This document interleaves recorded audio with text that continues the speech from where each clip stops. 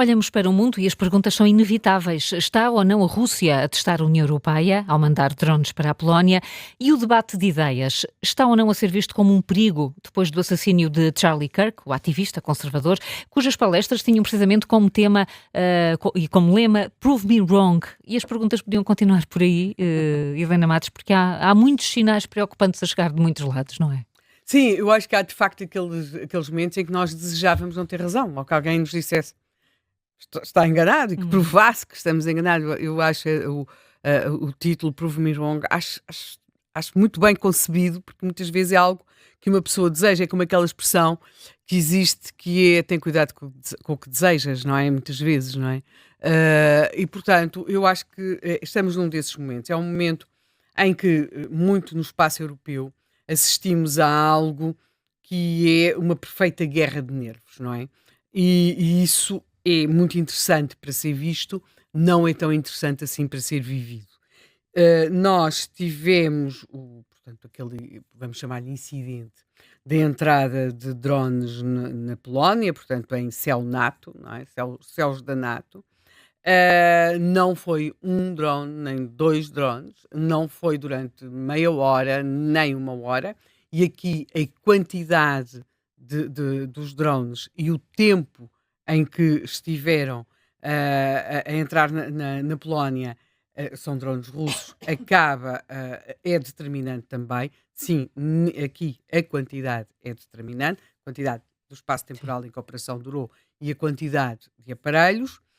E isto sucede a vários outros incidentes nos quais se procurou, de alguma forma, escalar esta guerra de nervos. Tínhamos tido um incidente muito grave do empastelamento do sistema de GPS do avião em que viajava Ursula von der Leyen, e este episódio dos drones aconteceu no próprio dia em que Ursula von der Leyen ia falar, ia proferir ou proferia o discurso do Estado da União.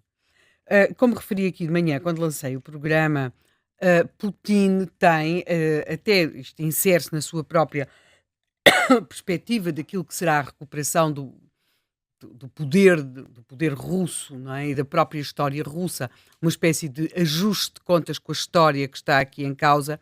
As datas têm sempre um valor simbólico muito importante e eu creio que não é absoluta coincidência que os drones tenham entrado na Polónia, os drones russos, no dia em que Ursula von der Leyen ia fazer o discurso do Estado da União. Eu quero explicar que o país inteiro está em verão, mas o estúdio da Rádio Observador está num absoluto inverno russo. E, portanto, a minha forma de protestar contra isso é que começa a tossir Começas de uma aí forma incontrolável. numa reação, sim, nós temos, é um clássico falarmos da temperatura mas de qualquer do forma consigo ar-condicionado do continuar, porque estúdio. já tomei Já aqui o meu consegues, chá. E o que nós temos é, de facto, parece-me a mim, isto até muito depois da Cimeira do Alasca, muito um centrar deste escalar de tensão por parte de Moscovo com a União Europeia, como se tivesse feito a União Europeia neste momento um foco, não no sentido de começar uma operação militar especial, quer isso dizer o que queira, mas sim no sentido de um escalar de tensão e de desgastar claramente as lideranças europeias. E se possível, causar